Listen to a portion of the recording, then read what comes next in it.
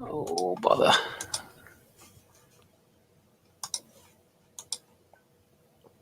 Dun, dun, dun.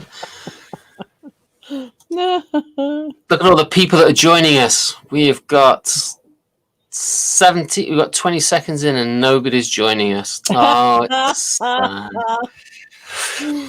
They're probably all hungover, food hungover from eating too much yesterday. I bet that's what it really is. It's okay. Even Donna said she was going to spend the day in bed and watch BritBox all day. Oh, really? Yes. That's one way of doing it. Hang on. I know. That's how I feel. No, we watched Mandalorian yesterday. We watched the new episodes of that. That was fun. My daughters got me onto that last Christmas, but I don't have Disney. So she's going to have to tell me other things. Hi, Jane. She's going to have to tell me other stuff. Oh, look, it's Megan. Hi, Jane and Megan. It's good to have you both here. Yeah, we've actually got we got 2 people who are stalking us. Oh, one person's dropped off already.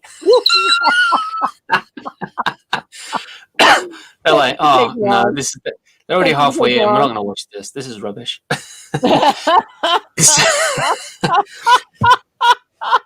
So I gotta tell you, Janice, I was I know that you're a Doctor Who fan, and I had my son make a 3D print of a TARDIS that's about this big, and I actually ended up cleaning my office because I couldn't find it. But I did want to share this with you because I know that you're a Whovian. I am, and very cool. Very cool. So I like this book, and there's also I have another book which is called How to Be a Time Lord. Lovely. Hi, Kristen. I need to read that. Yes, the Thanksgiving stew. But what is that chemical that is in dead bird and that makes everyone go to sleep afterwards? Tryptophan? Yes, that's what it is. Tryptophan. I think it is. I fell asleep on the couch last night. That was a first. Is it a comfy couch, or is it one of those ones that you wake up and you like stiff all over? It's not long enough for my husband, who is very tall. Oh yeah, I love my couch. My friend Marie gave it to us. She got a new couch. She said, "Does anybody want this couch?" And I said, "Sure, I love that couch." So now it's in my living room. That's cool. You know, Marie Ringenberg. She's another teller from Illinois. Oh, okay. I'd not heard of her. Someday you will. Someday I hope to. Yes. Because I want to come out to Chicago. Everyone's saying, well, say everyone. Kristen and Megan are both saying, yep, tryptophan. You must come. I will. I want to come out and play. Really? Do some work.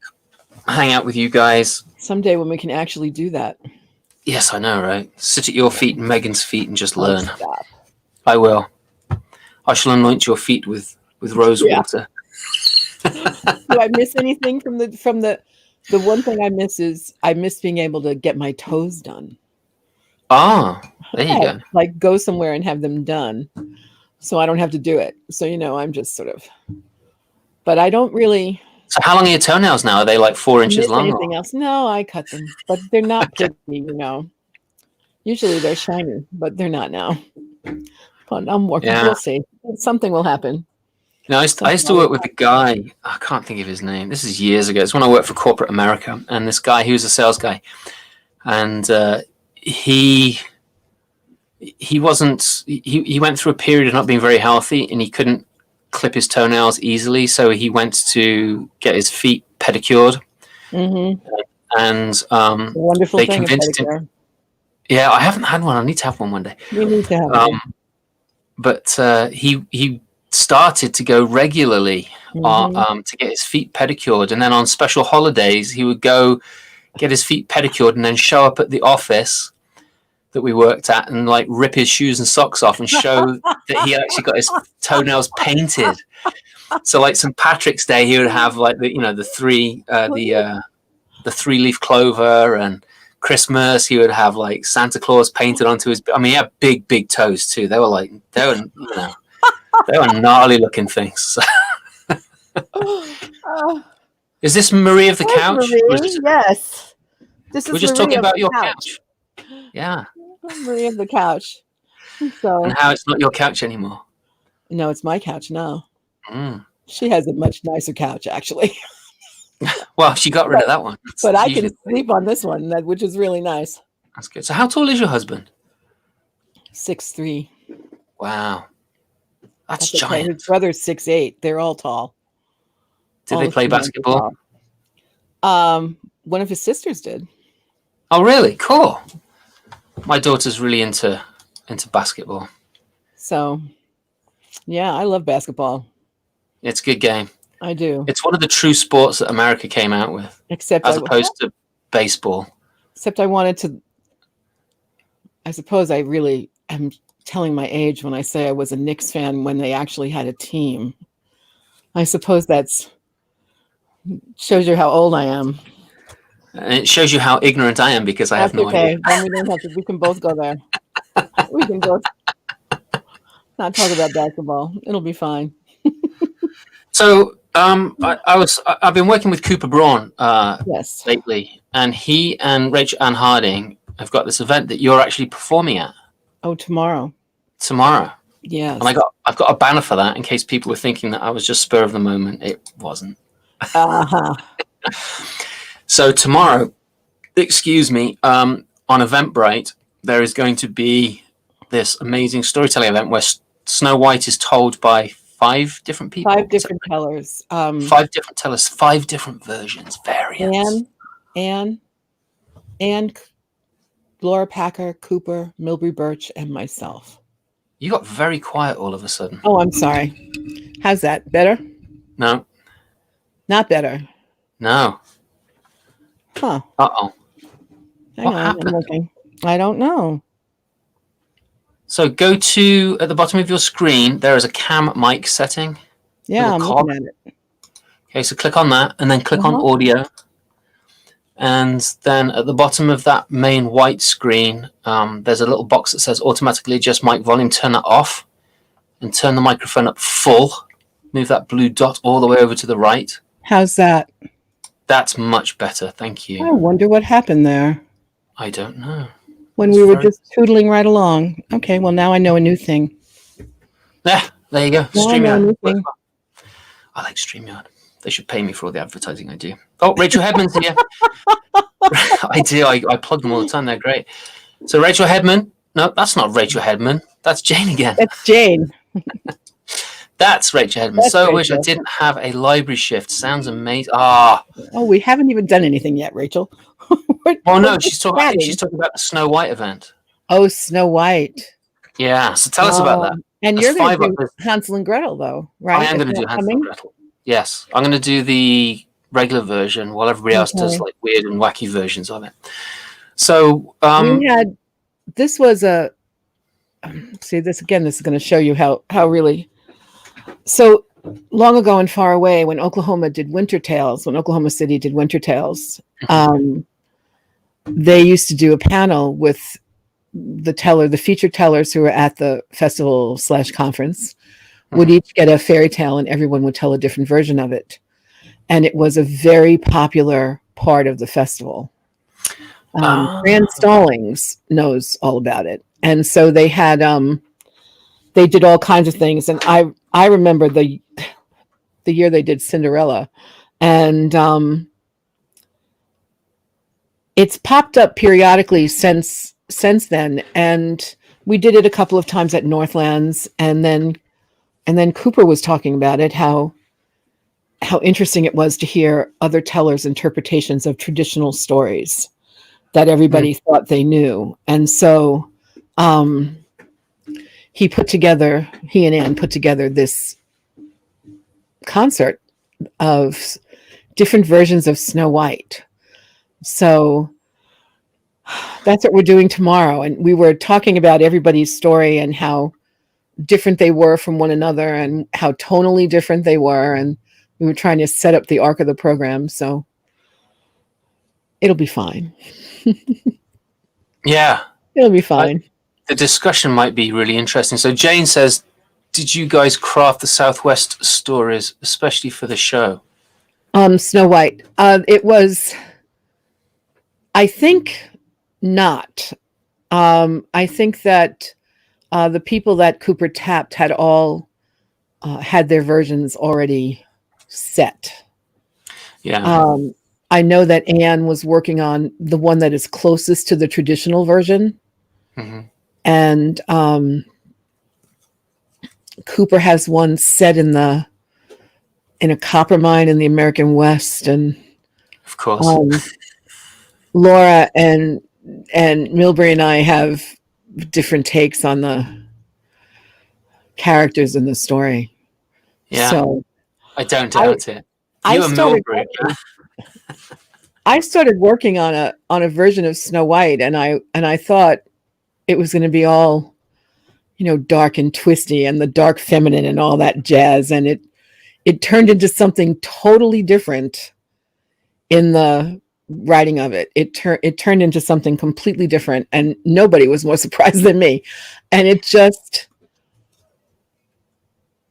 so it'll be really fun to see all these. I love watching hearing other people's versions of traditional stories. It's really the most fun to see what stands out for people. Yeah. And what happens when you start to do one thing and you wind up doing something else. Mm-hmm. I mean, I started out to do one thing and I wound up doing something totally different. And so am I going to keep that secret, right? Yeah, because I have to tell it tomorrow. But I was working on it, and it was supposed to be from the Queen's point of view. I mean, it's still from the Queen's point of view. But I couldn't get it off the page, when you draft something, and I just couldn't get it up off the page. And I was having a terrible time with it. And I was at a storytelling conference, and one of the exercises in the conference was to take a story that you knew or were working on and tell it in a different person. Like if it was in third person, tell it in second. If it was in second person, tell it in first. And I tried second person and couldn't do it at all. But Mary Hamilton did a great second person story. So I know that it's possible and you can actually do it. She did it. It was fabulous. And I was fooling around with this story, and I just started writing it in the first person in this voice. And I'm telling you, the voice of this woman told me this whole story in my head as I was writing it down. It was like that voice just spoke to me the whole time. And I was just like, so cool. It was, and it's so much fun to tell. So I've got my ticket. I can't wait. I can't wait to see you tomorrow. And Kristen, she says that she's heard 3 of them and they're so good. So Kristen, what other stories have they done so far other than Snow White? This is the first one. Oh, it is? So what's Kristen talking about? Maybe she's talking about... She's heard them in other places, probably. Oh, okay. All right. That makes sense. I think I told it for Grapevine in Washington. Oh, okay. Thank you, Rachel. Thanks. Love working at the library, and congrats on your award. That's right. Do you want to tell people about your award? No. No, I got an award from the Illinois Library Association. That's right. You did. I did. You're one of the super players now. I think I had it up, but I think I got rid of it now. It's fine. I was looking at that, but yeah. We have to move on to the next thing, Yeah, we do. Oh, no resting. No resting on laurels. I know, right? We can't do that. No resting on laurels. You and Cooper and Rachel Ann. I don't tell Snow White, not really. You know what I did do? Years ago, I mean, I'm talking probably close to 8 years ago now. I was figuring out the story, and I had these stories written down or the story of Snow White written in panels. And then I suddenly remembered about Bob Dylan's, what's it called? I can't remember the song now. But when he's got the boards and he's just flipping the boards down, standing in with this, and I was like, I'm going to tell Snow White just like that. And so I found that I couldn't tell Snow White like that. It was just with images. It was just with images drawn on the board. And so I'd be talking about the picture, I'd be talking about the story, and I'd narrate it a little bit, and then I'd go through the boards and throw the pictures down. And then I'd fill in a little bit more and then go back down and go back down. And people would be like, now I want to see you do this now. No, because it didn't really work, because not enough people know the real story of Snow White and the Seven Dwarfs. Can you believe that? Oh, yes, I believe that. They've forgotten. No, so they know the Disney. Right, they know the Disney version, right. They know the Disney. I might try and do it again. Now I've It's got what more I call experience under my belt. it's what I call the Disney default. Yeah. Well, It's what Jane, people know. it is. And that's okay. It's just another version. You just go from there. Right. Right. You know, I Yeah. find that high school students, junior high and high school students are actually all middle schoolers too, are particularly interested in original versions of Disneyfied tales They that are. keep all the dark stuff in them. Yeah. You know, they're really sort of fascinated by it. So that's Yes. nice because I'm kind of fascinated by it too. So it gives me something to talk about. Yeah. There you go. Really? I liked Tangled because they did the same thing with that as they did with the Jungle Book. Right. Right. They took some of the characters and wrote a brand new story. Right. You know, with some similarities kind of like woven Sure. in. And I really enjoyed that because it was good storytelling as opposed to taking the story and just like buggering it up. And so I love Tangled because that was a completely different story. I And like Tangled too. yeah, and when I went into schools about 6 months after that, I'd worked on Rapunzel before, but I started to make sure that I told that story. And like you say, the older kids, they just love it. And you talk about the teen pregnancy thing, and they're, you know, I mean, you don't talk about that, but it's there in the story, and they're all Right. like, "What?" I know. It's like, what did you think they were doing up there in that tower? Yeah, yeah. They would do, what is it? Cat's Cradle, right? Or was it another kind of cradle? I'm trying to. I'm trying to figure out. Megan just sent me a note and said that our post for the show on Monday night just posted somewhere. Oh, So I did? I have to go find it and see if I can tell you what we're doing.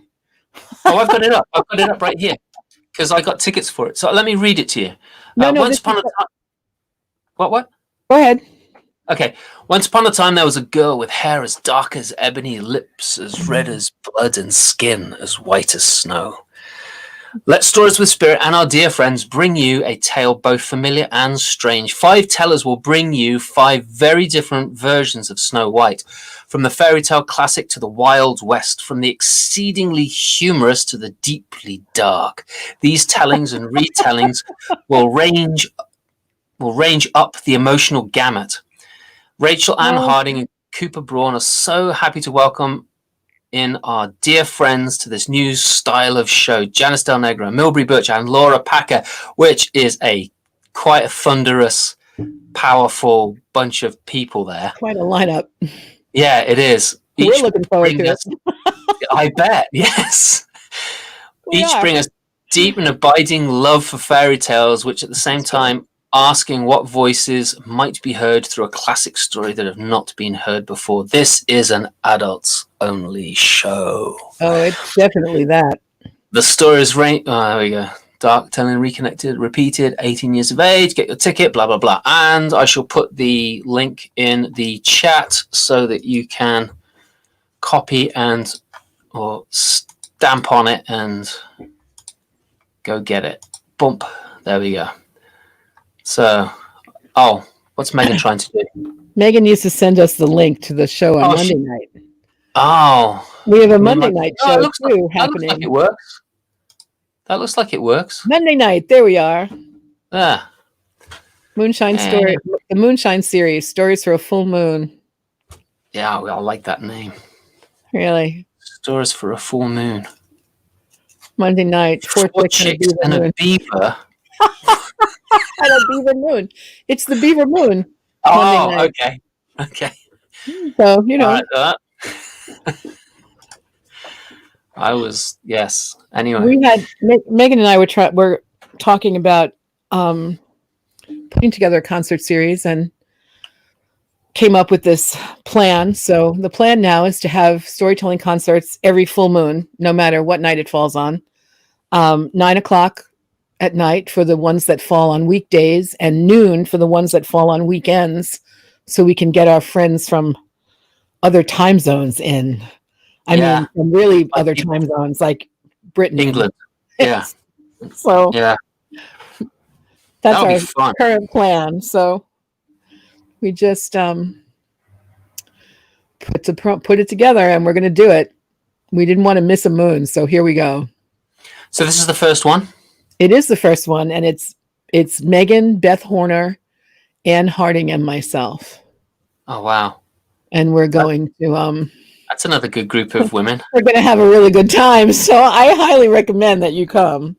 It should be pretty fun to... I'll have to get my ticket. I'm sitting here trying to remember what... Oh, yeah, I just remembered what I was going to tell. I just remembered. Okay, I'm good now. I'm good now. What was I doing? Okay, I have it. Good. Fine. I know. It's one of those fall off the table stories, that you can fall off. It's something I know really well that happened to fit what we were trying to do here. And well, that's good. So it'll be fine. Yeah, I have my little book here. I'm going to get that tattooed on my arm. It'll be fine. It's all fine. It's all fine. Really. No problems.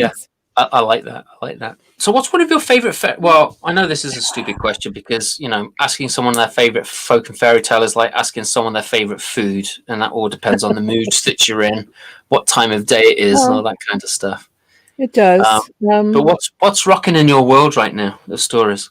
Usually, my favorite is usually whatever I've been working on lately. Which is? I'm working on a version of East of the Sun and West of the Moon. I'm very fond of that particular tale. It's a good one. And I'm supposed to do a concert in the winter. Well, it's supposed to be winter now, but in the deep winter, in the dark winter. And I'm trying to get it finished for then. Because it seems like the right story to tell in,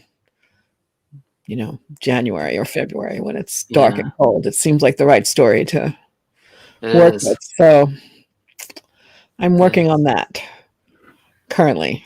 Yeah, sort of. I'm talking about working on it is what I'm doing. I'm talking about working on it. I have it up to, I'm probably about halfway through the story. Okay. Because there's a lot that goes on in that story. I mean, there are lots and lots of facets. And I was on this, I told you this, I think, that I was on this mission to take these big elaborate fairy tales and turn them into 7-minute stories. And East of the Sun and West of the Moon just does not fit in 7 minutes or less. No. So I'm just sort of, I don't know. I'm just going to work on it until I finish it and then see what it is. Yeah, I think the first time I started working on that, I don't tell it yet, but I've worked on it. And I think the first time I did a run through of it, it was something like 40 minutes. It's not short. No, it's not. It has such, language and image is everything in the story. Mm-hmm. And that particular story is really rich with both of those things. Language and image. There's so much happening there. And there is. And it just, you have to decide what you're keeping and what's going and what the relationships really are and who's motivated to do what and why. And, that's the fun part. It is. That's the what and why is definitely like, why do I want to tell this? Why are these people doing this? What are they doing it for? Why this story? Right. Yeah. I don't know. I started with really well-known stories. Like Rapunzel and Rumpelstiltskin and stories that people really knew. And I tried Sleeping Beauty and I can't find my way in there quite. I'm sort of, all I can think of is how nice it would be to have 100-year nap. And I'm not sure that's quite the right attitude to take when retelling that particular tale. So you could. I mean, you could do a really funny version of it. Well, for a 16-year-old girl, 100-year nap, that would be a terrible thing. So I'm thinking that might be my way in. So I'm kind of toying with that idea now. And if she's kind of petulant as well. When she wakes up, finally. Yeah. If ever. Ooh. This is, so at some point, Rachel Ann's working on one. Ann Harding is working on one that sounds really fun. You'll have to ask her about it. I will. Because she's really got something cooking. that I think is going to really work well. She's got a great imagination when it comes to like recrafting these stories and keeping them pretty close, but just giving it a little doink, just like nicking it a little and taking it off. So Monday night, she's going to tell Aaron Kelly's Bones. Do you know Aaron Kelly? Oh yeah. No, I heard her tell it. In fact, I think it was the first time she did it with Cooper in that series that they did. They did like 6 nights. It's a great version of that story. It might be the best I've ever heard. It's best I've heard. I'm looking forward to hearing it again.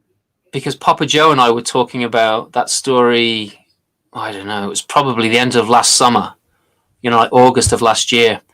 And because I wanted a story with a barron in it. And he said, why don't you do Aaron Kelly's Bones? And I was like, yes, that's a good idea. I could turn it into a drummer, right? And sure.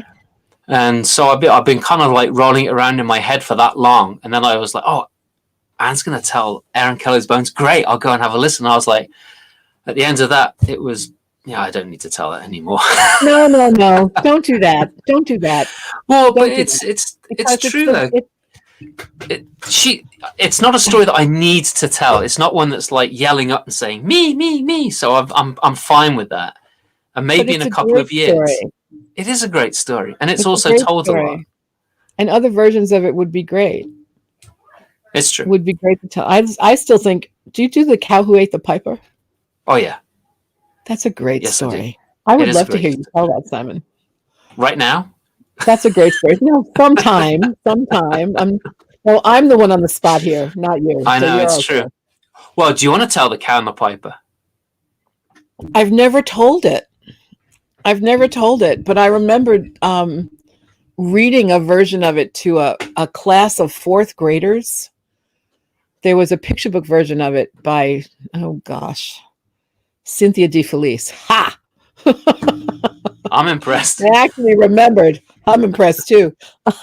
I'm pretty impressed myself.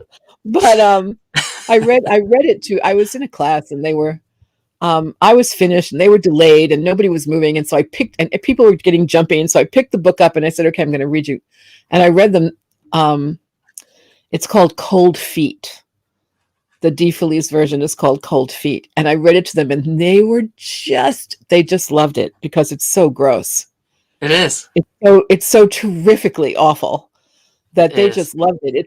I think it's a great story for telling. I would love to hear you tell it. I do enjoy telling it. And I like to set it in its historical context as well.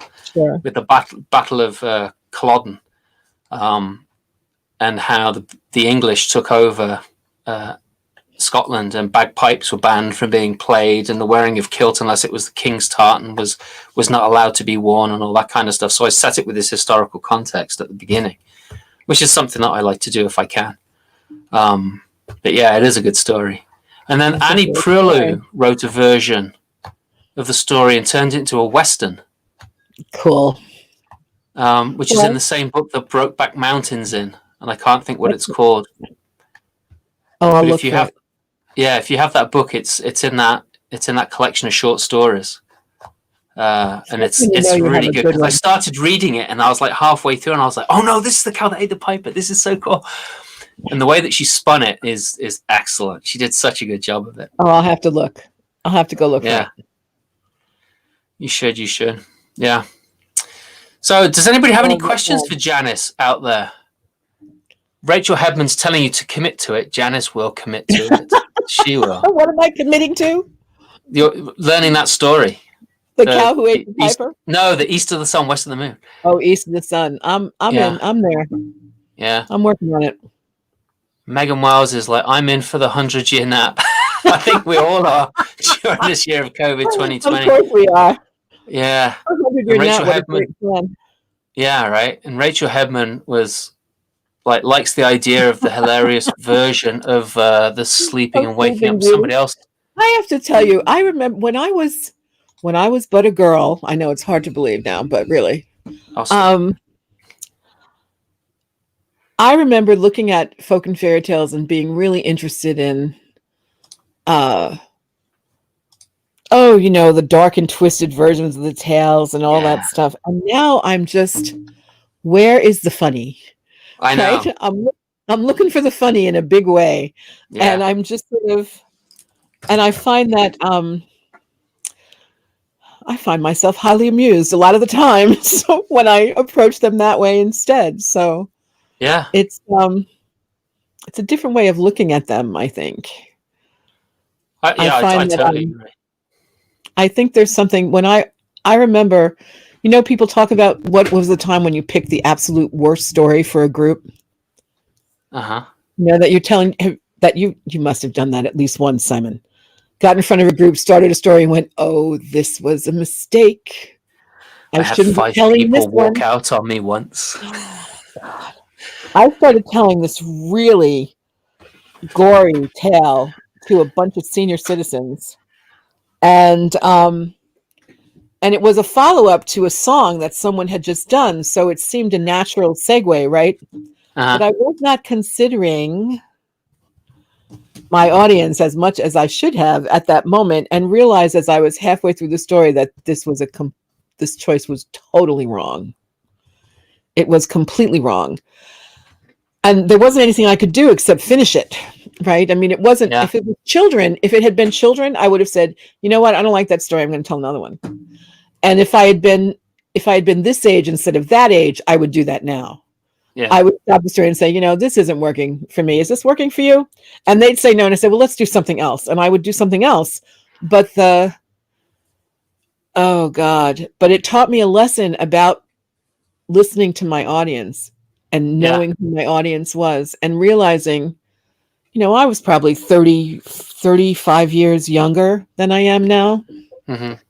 And now that I'm 65, so that makes me a senior citizen, which cracks me up all the time. But I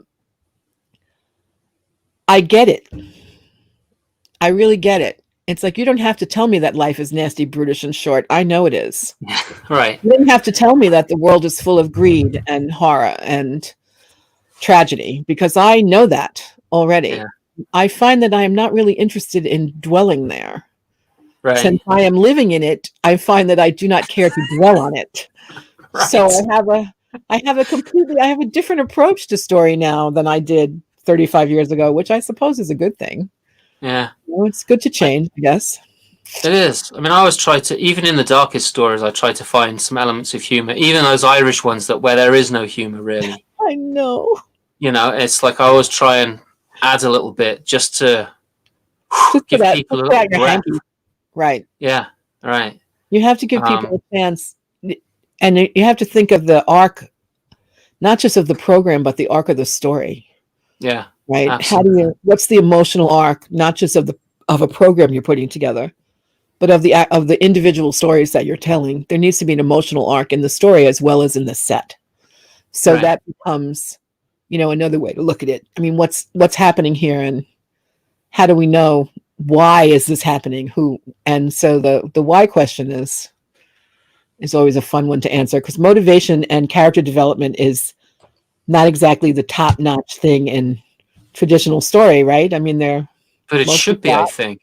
Well, I think it's entirely possible that when people actually told them that there was more of that in them.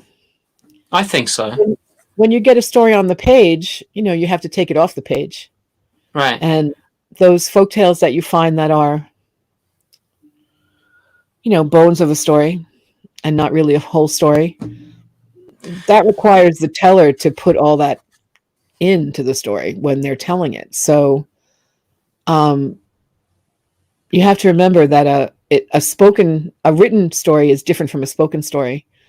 Right. And a spoken story that's heard as opposed to watched and heard is different from when I'm looking at the teller, because all the things you do with your body and your face and your hands and your asides to the audience, none of that is in your voice or on the page.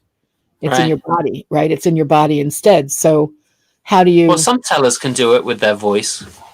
Oh, I mean, if you look at people like Elizabeth Ellis and Alice Kane, I mean, I love Alice. I've never seen it. She passed away before I even heard about her. And Jim, not Jim. What's his name? I can't think of his name. But anyway, Dan. He said, I can't remember which. I was at the festival and I was talking to him. He says, if you Mm-hmm. don't buy anything else, buy Alice Kane's CD set. Yeah. And so I did. And I was floored. And I listened to it again and again and again. It was amazing. I heard her tell in Jonesboro at the National Festival. Really early on. It must have been the early 80s, 1980s. And she was this little tiny woman. Oh, really? Yes, in a pastel suit. It was this little this very, very this pastel suit with a little collar, and she had white hair, and she needed a hand to get up on the stage for the steps, and she stood at the microphone, and there was a stool or a chair next to her so she could put her hand on it, because she was older then. She was in her late 70s then, early 80s maybe. She was really wow. And she we were in the tent in Jonesboro, and there couldn't have been 150 people in there. In a tent that holds, maybe 600, and there were 150 people scattered, and there were all the tents, and it was noisy, and there was a lot of activity outside the tents, and in the early days and of the festival. And she stood up there and she started to talk, and it was just everything else disappeared. And all she did was stand there and talk to us, Simon. She just stood there at the microphone and she told us Irish fairy tales, one after another. And they were it was astonishing because everything else just fell away. Yeah. I mean, we really didn't hear anything else. We didn't hear anything outside the tent. She was really an amazing teller. And I remember sitting there and thinking, I would like to tell like that, because she was it was all about the story. When she was telling, it was all about the story. And that was what was important, was how is she going to communicate the story to the listeners? And it was a beautiful thing. Yeah. I never regretted it. And it's sort of like, I never regretted being there. Everybody was going to other tents then and bigger tents, and she wasn't really very well known, Alice Kane, in the United States. She wasn't really known in the States, and she was a librarian teller, and so it was she didn't have a hook. Well, she was an Irish. She was a real storyteller. I mean, if you go to like Liz Weir's thing, right? That Saturday afternoon for us thing, I mean, there are storytellers there that, they're definitely not performance tellers, but when they share those stories, it's just like, it's like you said, everything falls away. There's nothing else but the story. And it's just, I love that. When I went to listen to Liz Weir's session, when this COVID thing started, right. I'm sitting there in the living room, laptop on the coffee table, so the pictures aren't very big at all. But I was still transported to these other places where the stories were being, to like the places that were being described in the stories. And it was just like, wow. And these are just folks that get together and, shoot the breeze. Let's tell a story. All right. Yeah, it has a really relaxed kind of feel to it. But I remember when the Irish tellers were doing stories for the online National Storytelling Conference. I think there were so many. It's hard to keep track. Well, was it the County Clare one? No, but the Irish tellers did a concert for the National Storytelling Conference. Oh. And they put together different concerts from different tellers around the world, and the Irish tellers did one. And they had people were outside telling. And that was really wonderful because we were all inside, right? Nobody could get outside. We were all trapped in our houses with COVID and couldn't really go anywhere. And the Irish tellers were out on location.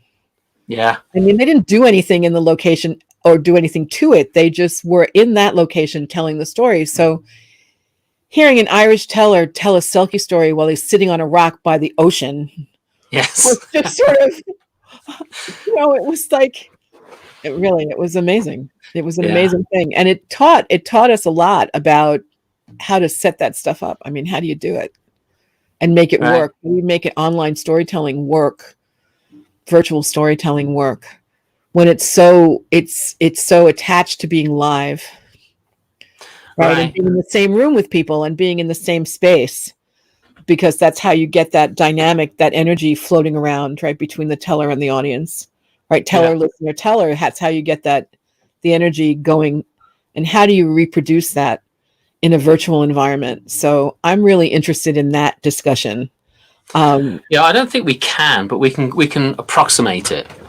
Yeah. Right. I mean, I think it's how we use our bodies ourselves, and I think when we a lot of people first started, it was just like, I'm going to tell my story. I'm going to pop myself up here 1 second. So it was like this would be it. I'd be telling my story, and maybe I'd be a little bit further back because I want to use my hands and all the rest of it. Right. But after watching, like, I think it was 2 or 3 things, I was like, I don't need to do that. Right. That is so limiting. Yeah. And then you can like lean in and talk. I mean, maybe not this close, but, but whoa, back off, big scary dude. But you can get in really close, and you can also pull yourself away, and you can use the space differently. So you can. You don't have to. I'm gonna spotlight myself again. Megan, so I don't have to bring my hands out like this. I can exaggerate. Hang on, right. Get myself in frame now. Is by bringing myself out like this instead. It's still out of shot, but like giving the depth that way instead of the other way. Does that make sense? Yes, it does. And I have, Megan, if you've seen any of Megan Wells's shows, she handles her space really beautifully. I mean, her space is all about, she handles her space as if it was a set. Right. And so there's a lot of depth, and actually there's not that much physical depth. If you actually are in the space where she is, it's only a few feet. But I know, she's told me about it. Yeah. She manages to make it appear as if, by the way that she sets it up. And it's really kind of amazing to watch. It is. Yeah. To watch that handling of the space. And I'm really boring, because I should do something else, but this is where I live. I don't know what else to do. This is where my husband puts me in the morning and I get out late at night. So we just, but I'm teaching online now. So that idea of virtual community has become really important to me at this, and I'm trying to figure out how we do it. Yeah. How do we create this virtual space that allows us to still be a community? And I think Liz's Saturdays, Liz Ware's Saturdays, are a good example of that. Yeah. Part of it is that people know each other. So there's some of that there as well. Yeah. So we're trying to do the open mic at Dominican as in the same sort of way, right? Seeing everybody and having everyone there. And, it seems to be working, kind of. Yeah. No, I think I've only been on it once, but I felt it was definitely that. Yeah. Yeah. It's not the same as it's not the same as face to face, but it's really, but it's okay. It's working better than I thought it would. Yeah. So that's nice. Yeah.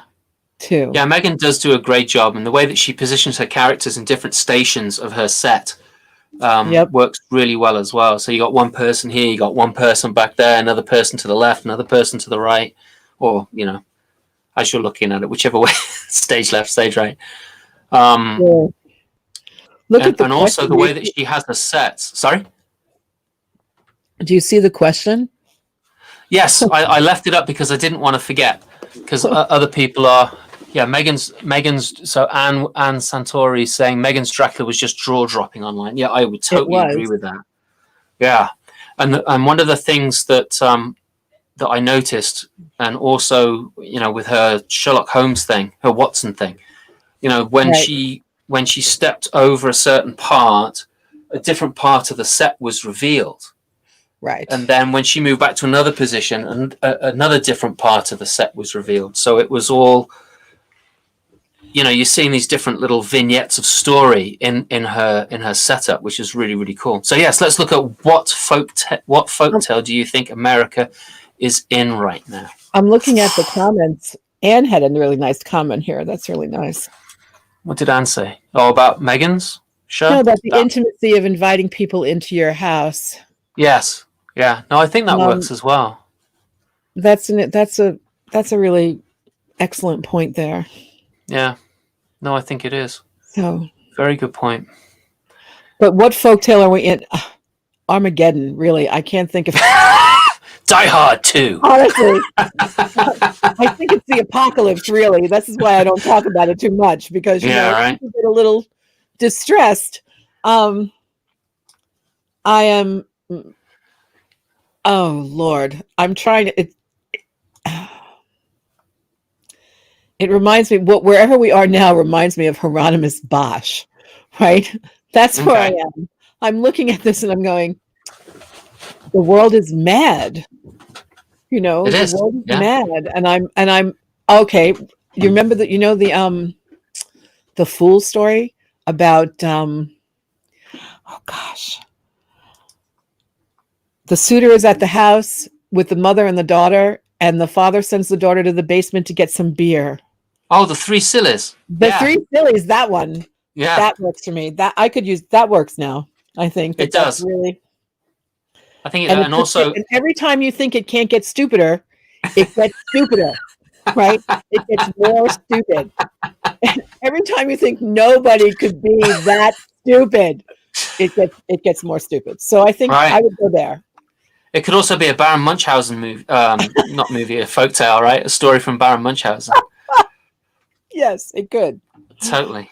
But I'm happy with the Three Sillies. I think that. Yeah. I think that kind of works. Yeah, what's gone is gone as well, right? Really? Yeah. We want to get the moon. It fell into the water. It's like, yeah, no. That's not where it is, guys. Yeah. The cow on the roof, or what's gone is another good one, right? That's another one. It's like, oh, the beer's gone. Oh, well, never mind. What's gone is gone, Oh no, the chickens have ruined all the oats. They've pooped all over them. Oh well, what's gone is gone. And so we're hoping for the wife to come back and save us all. I love that. I think the Three Sillies is actually highly adaptable to our current. It is to our current phase. So. Yeah, Megan agrees with you. The Three Sillies, and Rachel says yes, and the girl gets really mad. She does. And off he goes. I'm not coming back until I find 3 people as foolish as you. And then he comes back and he's like, I found a lot more than that. So some off the hook. Right, some off the hook now. It's true though. It's true. It is. All right. So Rachel Hebman, she's asking us a question now. So what folktale do you want us to get into? Oh God.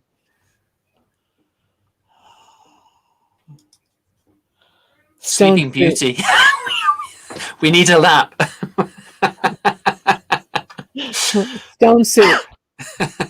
Yes. Oh my gosh, that's such a great story. I love that story. Soup. Right. Everybody puts in, everybody gets out. Yeah. Yeah. So, but sometimes you have to trick people into it. So I think we should do the Three Sillies and Stone Soup together. Yes. We should combine that into one story and see if we can make that work. We should. Do you want to tell one of those stories right now? I haven't told them in such a long time. That's all right. I don't know if we could do it. I bet you could. You want to do Stone Soup together?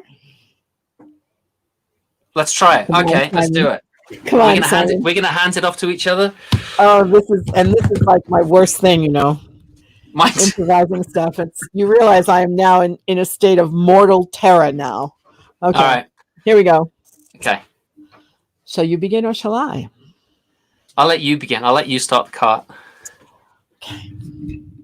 It's funny because there are so many different characters in this story, depending on what version you're reading. But I will go with the one. I will go with the soldier. Okay. So there was a soldier once returning from the wars, and he had to travel a long way cross country to get to his home, and he ran out of money and he ran out of food. And he made his way by begging and asking, and people were most often willing to share. And then he came to a town, and he thought, oh, this is a good-sized town. I should be able to get a meal here. And he knocked on the first door, and a woman opened the door, and she said, what do you want? And the soldier said, I've been traveling a long way, and I'm very hungry. I don't have anything to spare, she said. There's nothing to spare here. This is a very poor town.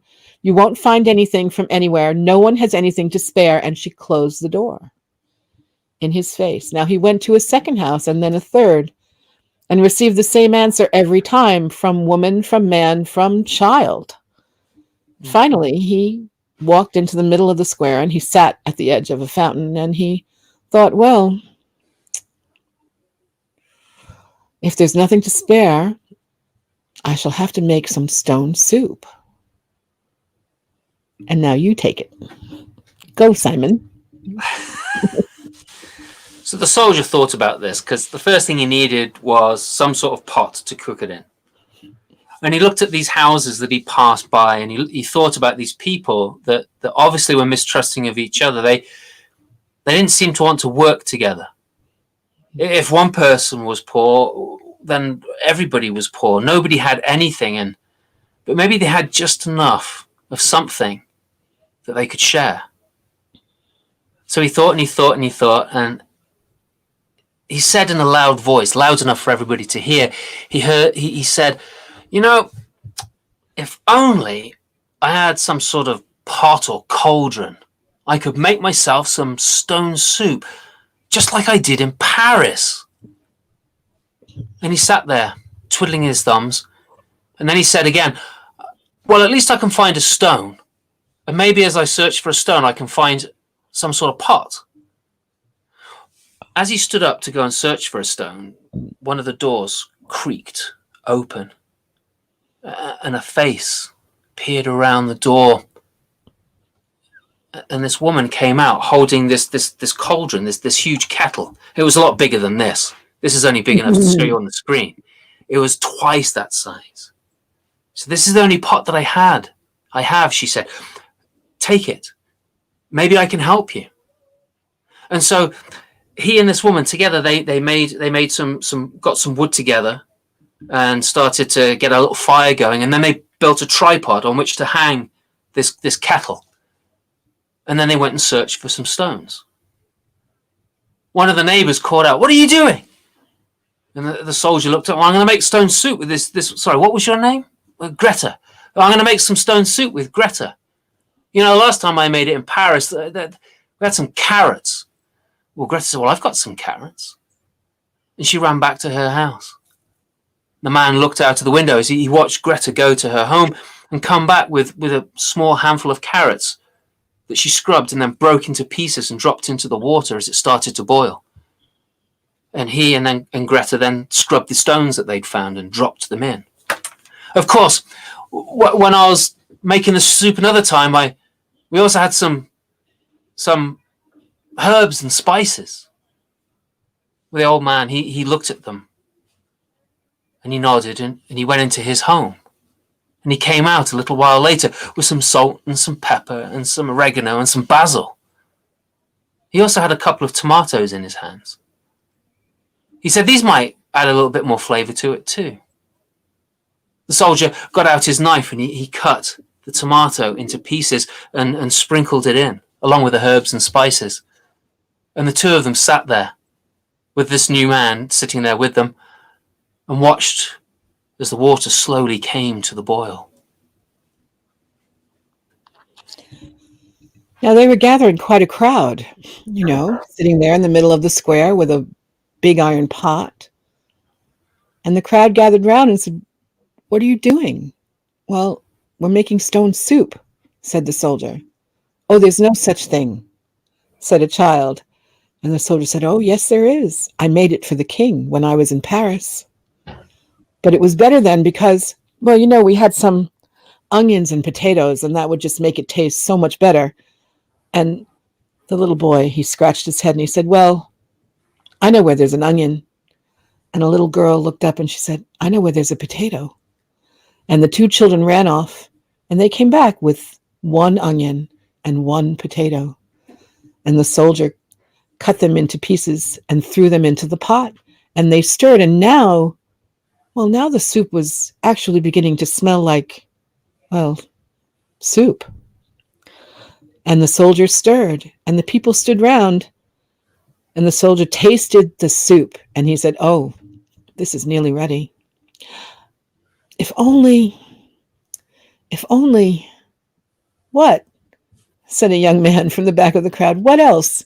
He said, well, if we had a little meat to put in the pot, a little beef, a little chicken, it would really make the soup stand out. And so the young man said, well, I have a really old chicken. And an old woman at the end said, well, I have a little beef. And the 2 went back to their cottages and came back to the soup, and the soldier dropped the meat into the pot. And as he stirred, he said, oh, this is nearly ready. Too bad we don't have any bread. It'd be so nice to have some bread that we could soak up the soup. And the woman said, well, I have some bread left from yesterday. And she went home and she brought back a half a loaf of bread, and someone else came in and said, well, I have some rolls. And the soldier said, now the soup really does taste like soup. He said, no, we need bowls and a table, and it'd be nice if everybody could have some. And so the townsfolk ran around and came back with a board and some benches to balance it on and chairs to sit around the table. And there they were, suddenly a table set with bowls and spoons. Simon. At first, people didn't talk much to each other. But as the soup started to warm themselves up inside, they found that their hearts also started to open, and the neighbors began to look at one another. And they began to nod and smile, and then conversations started to break out. And it wasn't long before this whole town that had been so stuck behind their doors and so interior with themselves and not wanting to share was suddenly sharing stories of long forgotten things that had happened to them, not just in the town, but in their own personal lives too. And they started sharing those stories. And smiles grew into laughter. And laughter turned into tears at times. They began to put their arms around each other where they could. And the meal was eventually finished. Things were taken back, the bowls, the spoons, knives and forks, they were taken back to their homes. People washed up and then came back out and stood around the fire, still sharing stories. Someone produced a bottle of something, and glasses appeared, and they drank. And a fiddle, and a bowron player, and a fiddle, and a bowron player, and they started singing songs, and there were people dancing in the firelight. And it didn't matter that it was a cold, brisk night, for the fire and the song and the dance kept them warm. When they were done, the soldier was invited into someone's home, and there he spent the night. And the next morning he was given breakfast. But then it was time for him to move on. The woman whose kettle he'd used to cook that soup in, she gave him the stone. You should take this with you. Take this with you for the next town that you go to, and you can make some more stone soup. But the soldier, he shook his head and he said, no. You keep that stone. And the next time someone comes into this village looking for food, looking for shelter, maybe once again you could all get together and make some stone soup. And that's how it was. If only. That's lovely. I do like that story. And it really does work now. The idea of everyone being in their houses and being able to come out, and we have to. It's the idea of it. Sell the idea. It is, as long as you're wearing your masks, right? But it's being able to. The story starts with the stone. right? Yeah. Being able to sell the stone as a story. Yeah. There Something it really is, right? hard, something not malleable. That certainly doesn't make soup, No, right? Except it does, it can right? It really can. when you soften it with So all those other wonderful ingredients. it is lovely. It is lovely. We forgot the potatoes. Did we No, have the you added the potatoes? potatoes. Yeah, you had. I Yeah, had an yeah. onion and a potato. Okay. Onion and potato. Yeah, You really need yeah. to have an onion and a potato in the soup. Right. I was going to add some broccoli, but no, I was thinking, I don't know. No, it's too much. It takes the flavor. It takes over the soup. You know, you don't want to. It's like And that's like olives on a sauerkraut. pizza. I can't stand olives on a pizza because then all you can taste is the olives on It's the the pizza. olives. Yeah, Yeah. yeah. There was a place where I grew up in the Bronx called Louis on East Tremont Avenue. It had the best pizza. Still the best pizza I've ever had. Pizza's really good. Good pizza's really good. The soup warmed them up on the inside of that. Yes, right. Absolutely. We knew what you were talking about. Stone Thank you, soup is the Jane. way. Does the Bodrum player have a funny accent? Yes, the Bodrum player, the Bowron player did. Yes, Aaron. Bowron. That's all right. It's spelt funny. It's Irish. Oh well. I know. I look at Irish folktales and I read, and I just start beeping over the names because I cannot pronounce them. So Yeah, I just sort of I say them phonetically in my head, and I know that's wrong. I know that's wrong. Yeah, it is because I mean, Siobhan is SI, right? It's like, how does that make a sound? But it does in Ireland, just and not Sorsha, here. right? When we look at Sorsha as a Yeah, as a written out, it's like, how do you get that from that? right. Well, yeah, That's same with it's right, and Welsh, right. So my dad, when my parents got divorced, my dad moved to South Wales, and so my half brother and sister, they learnt Welsh because it basically Welsh was a dying language, and the English didn't want it taught, and in the 70s there was an awful lot of pushback against that, and there was a lot of house burning. So a lot of people that bought, English people that bought holiday cottages in Wales because the people in Wales were forced out of their homes because they couldn't afford to pay the rent or whatever. Right.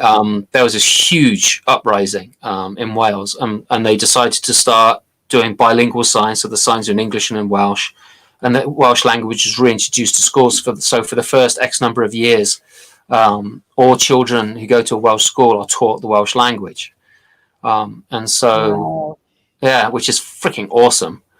And so when I read Welsh stories, I go to my sister and ask her how to pronounce some of the words. And when I started working on the Irish stuff, I started to do the same thing then, because I think that if we're telling stories in a different language, if we can honor the stories by being able to pronounce the words as closely as we can, because I know that if we butcher the words, then we don't want to use them. But if we can get as close as possible, then I think we're honoring that story and keeping it very firmly set in its place. But we also, I think, really do need to make sure that we're pronouncing the words correctly, because if we're not, then we're just, I think you're right, colonizing the stories again. You should hear Anne Shimajima. Yeah, the way that people butcher Japanese. I mean, I've gotten to the point where it's like, okay, Anne, how do you say this? Say this to me. Say it again. Yeah, right. Can you record it in my little device on my phone so I can? So I know what I'm saying. Right.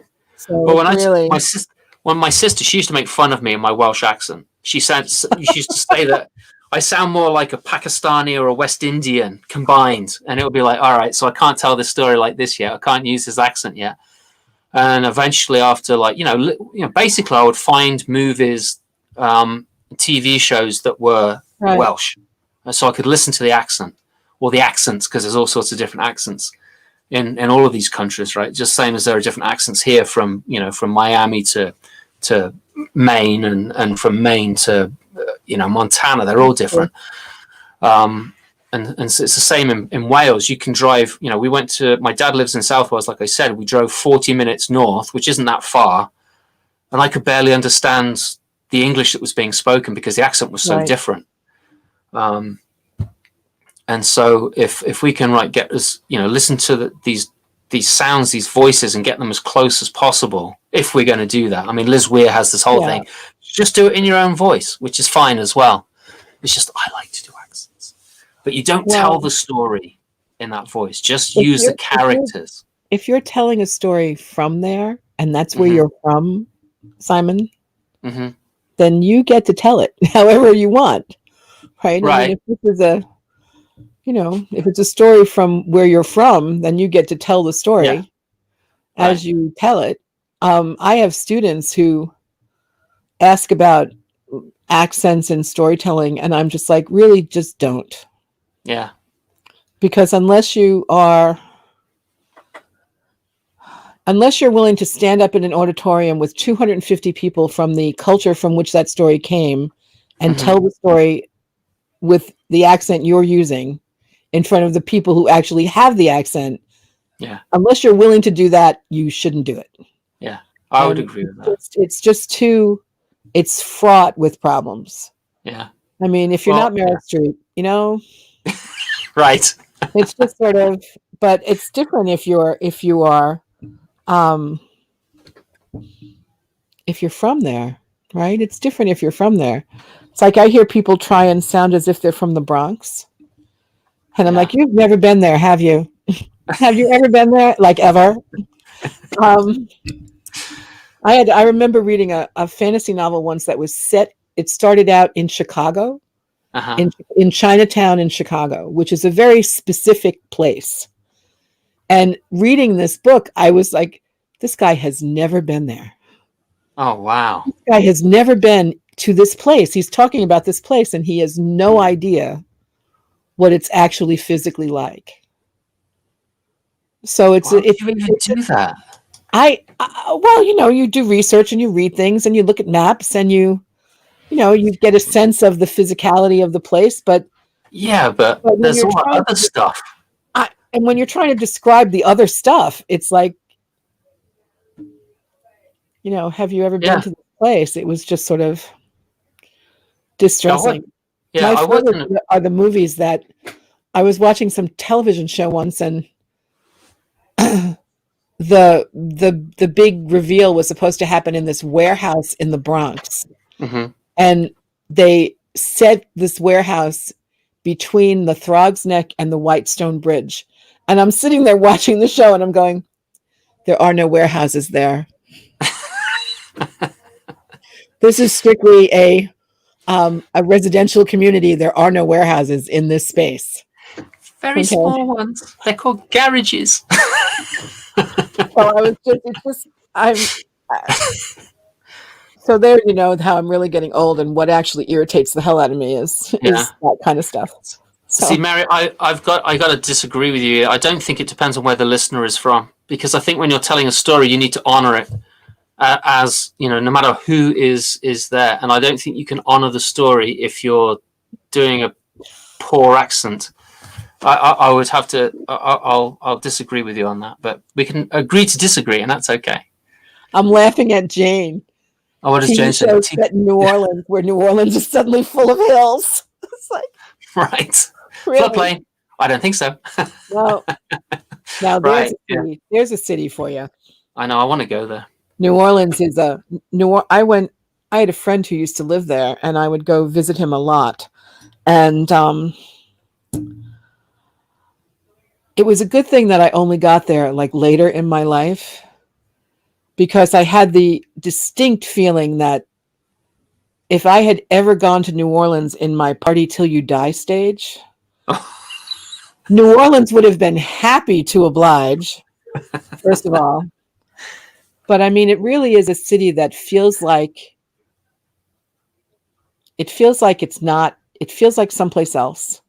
It has this real sense of history sort of just saturated into the stones there. It's an amazing, you should go. If you've never been. I want to go. No, I haven't. Oh, you should go. It's an amazing city. It really is. So Jane Dorfman said that's where she's from. Oh, Jane, you're going to take me there? Show me the sights in the world. What about for a vegetarian? For a vegetarian too. I had a friend we were down there at a conference, and she left saying, well, she hadn't had a decent meal the whole time she was in New Orleans. And I was like, where did you eat? McDonald's? How can you? I mean, even the bar food is good. It's like, especially the bar food is good. But it's just, you really have to be trying. You have to try really hard to eat badly there. Right.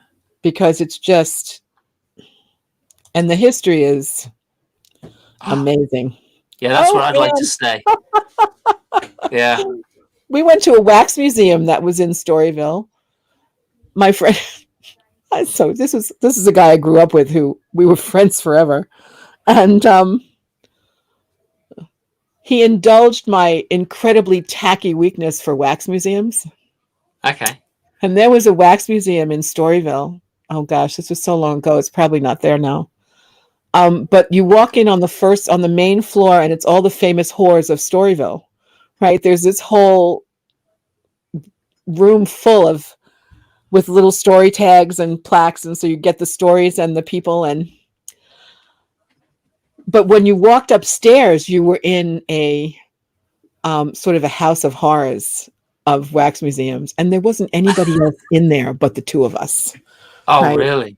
Yes. Oh, nice. So we're walking around, and here are all these scenes, these tableaus from horror movies and horror novels, and here's Jekyll and Hyde over here, and there's Jack the Ripper over here. And there was one point when I turned around, I was like, Greg, we have to leave. I can't stay here. We have to leave. And he thought that was pretty hilarious. Yeah, so right. He got a little spooked himself, so we left pretty fast. But but I remember that the atmosphere there was just really, it's an amazing place. If you don't come back with at least a half a dozen stories, you're not trying. Oh, Megan Wells likes wax museums as well. I had no idea. That's really good to know. Yeah, that's so funny. I've only been to, I think I've been to a wax museum twice, Madame Tussauds twice, and I kind of liked it. I mean, I don't have a, I have to go to another one. And the tackier they are, the happier I am. I go to. Oh, really? Oh, yeah. Maybe that's what I'm missing. Some of them are truly magnificent, and some of them are unbelievably tacky. And I'm good either way. I'm good either way. I'm happy either way. That's funny. But does anybody else have any weird, things that really makes them wax with Vincent Price? Yeah, there you go. I haven't been there. I've heard of it though, the House of Wax. We went to a place called Ruby's in New Orleans in the Quarter, and all they did was steak. They didn't do anything else. All they did was steak. And we got there, and they opened at 5, and we got there at 4, and there was already a line. Oh, right? Wow! People just stood in line outside the restaurant. So we get in, and we we order steaks, and Greg got a steak, and all of a sudden the waiter was near his elbow with another steak. And he said, and Greg was like, we didn't order a second steak. He says, yeah, but that one's too small, so we brought you another one. Oh, right. And it was like, okay, then we're good. We're doing really well here now. So it was a wonderful place. It's a really wonderful place. When after Katrina. Oh my gosh, that was awful. The American Library Association was the first big conference to go back to New Orleans. We were scheduled to go there, and the board went down to New Orleans and checked it out and said, we're going to go. The hotels are open. We're going to do it. And we got there, and there were people at the airport to meet us at the airport. People from New Orleans. We didn't know them. Mm-hmm. It was just people from hotels and from the Better Business Bureau and stuff, standing at with Mardi Gras beads for anyone who looked like they were a librarian, which are actually pretty easy to pick out. Actually, it varies from really sensible shoes to tattoos. Yeah, it does. So, yeah, I don't think you can. I think there's such a wide variety of librarians these days. Yeah, but it was an amazing. That was an amazing thing, and I was really proud of us for actually going back there, because so many places had pulled out, and New Orleans is dependent on that income. Yeah, conferences and business and tourism. So But that was really, I remember it. I think about it and I just remember it was sunny, right? And the cathedral on the square and the water and you got to go, Simon. I know, I do. And I really like jazz, and I love music, so I have to. It's one of those places on my bucket list for sure, and it's high up on my bucket list. And the music is good everywhere. Rachel Hebman said abandoned shacks at campsites. Yeah, if I love abandoned buildings. And I was actually exploring one once. It was an old artillery building, and it was pitch black. And I was thinking, all right, so I got to get a flashlight. So I'm fumbling around in my pockets as I'm slowly walking, and as I step forward, the floor, there's nothing there, right? And I just put my hands out like this, and thank goodness that there was a wall right there. It was just like it must have been some kind of like some lower track or something that's about 1.5 feet wide, and I just put my foot in it, and I just felt myself going, and I'm just like, I'm just going to plunge to my death now in this pitch black place. And no one will know. I know. Well, my wife was outside; she wasn't coming in with me, but yeah. But yeah, I've snuck into all sorts of places and explored them, because yes, you do go inside them. You don't take anything, you don't mess it up, but you know, I used to have a camera with me, because some of the stuff that you find in these places is so cool. I love there are photo series of abandoned places. I know, that right? are really amazing to look at. They're really quite something. But I have to admit, I'm not going down into a dark basement all by myself. I think that is like, what is with these women in horror movies? I do not understand this at all. Yeah, but you know, it's kind of fun though to make fun of them. Anyone that goes into a basement, not just the women. So Mary's saying that she was focusing on funny, thinking of Rosalie Sorrell's story of her first trip to New York City. So yeah, I guess that's true. Where you're from, lady? Yeah. And of course, New York City, there's the Bronx and Brooklyn and Queens, and they all have their own accents, you know? Yeah. So you can't even, Brooklyn does not sound like the Bronx. No, it doesn't. So. Yes. Good for you, Kristen. Yes. What? Hang on, what did you say? One time a phone rang when we approached it and we ran away. Oh no, you got to pick them up. So I've done that. I've been walking past, in the days of public phone booths, it's rung, and I've just been grab the phone, hello? Is there anybody by the name of so maybe some drug deal going down? I don't know. I'm terrible like that. How can you resist a ringing phone? I know, right? I don't know if I could resist it. I could. I want to pick it up and say, no, there's no one here. Not even me. That's hilarious. While I was at the circus, we explored an abandoned warehouse in New Orleans that had been the scene of a Halloween party. We met Jesus when he rose from the debris. No way. I want to hear that story. Lauren. Ellis Island. Yeah, that's true. Ellis Island is really cool. Things, right? All those images and things that you see and things that you read.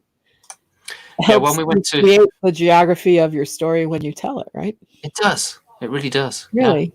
Yeah. And Europe, we have that a lot of these stories, coming from Europe, at least the European ones. The ones that aren't from Europe, they don't come from Europe. They come from somewhere else.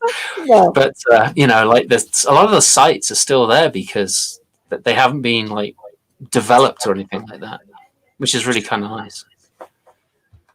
Because I was looking up, we were talking about we were talking about going to Japan maybe at some point in the long distance future, and I was like, yeah, I want to go and see the Crane Pavilion because that's such a great story.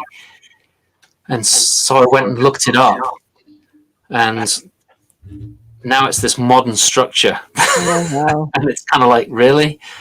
It's just steel and glass and all that kind of stuff. And it's like, yeah, I still want to go there because it's the site, but it's not the same. I have a friend whose son is now living in Japan. Oh, you do? He lives in Tokyo. My nephew was stationed in Okinawa for years. Oh, wow. So I have a lot of stories from their travels, or they have a lot of stories from their travels that I have heard. So I'm reading the chat. But what are the ones that you haven't heard, like? I don't know. I don't know. I'm sure that they're ones that they think that that I would find shocking because I'm so easily shocked, Simon. Really? No. I was going to say, you really don't come across as a person that's easily shocked at all. Not even a little. So Rachel Hedman says, I am drawn to abandoned buildings, the thrill of it. Yeah, me too. And Kristen says, maybe, yeah. No, I hear it too. I do too. I think it's echo at Janice's end. Then you answer the phone. Yeah. I think we're good now. I think you're good now, Simon. I don't know. It says you're good. All right, folks. I'm looking at the time and I see that it's 4:21. We had a long run. So I want to thank everybody for being here and joining us. I wasn't actually keeping an eye on how many people have visited, but we've got 14 people with us right now. So that's better than when we started with 2. So I want to thank everybody for being here, not least Janice Del Negro. I'll put her website up because I can do that. I'm working on it. Yeah, well, this is the best place to find you, right? Just shoot me a note. It'll be fine. There you go. But you can find it very easily on the interwebs. So, Janice, thank you so much for being my guest today on Friday with Friends. I hope everyone enjoyed themselves. I've certainly had a great time with you. It's been so much fun. And next time we'll tell together. We'll what together? At some point, we should tell together. No, I'd like to do that, definitely. Now that we can actually set up our own stuff. I know. It's kind of exciting. It is. But I'd rather do it like, so I can poke you and you can poke me back. Fine. I mean, I'm happy to do online stuff, but I'm more than happy to do online. Someday. But yeah. But I also want to make sure that I get up there to Chicago and so we can poke each other. But you have to come, really. I will. No, I'm going to. There's too many people there that I want to see. Thank you, Renee. I appreciate that comment. Off to find abandoned buildings and mysterious ringing phones. I think that's great. I think that's a good idea. Thank you, Rachel, for being here. That's a ghost story if there ever was one. Come on, Rachel. I know you got to write that stuff. You got to build a ghost story around that ringing phone in an empty house, in an empty building. Yeah. Really? That's great. I bet Lauren's already working on it. Well, thanks, everyone, and I'll see you next Friday. Thanks, everybody. Who's next Friday? Who's next week? Oh, I don't know. Let me have a look. I don't think I've got... I'm really crap at this. Hang on. Simon, I'm trying to help you out here. I know. I haven't got anybody for next week. I'm going to fun up Len. I'm going to fun up Len Cabral because he said, this is fun. So I'm going to say, all right, I'm going to call him on that and see if he'll join me next Friday. So, Len, if you're still watching, do you want to do next Friday? You can pick the time. I'll get in touch. I'll get in touch with you soon. All right. Thanks, everyone. Enjoy the rest of your day. Bye, everybody.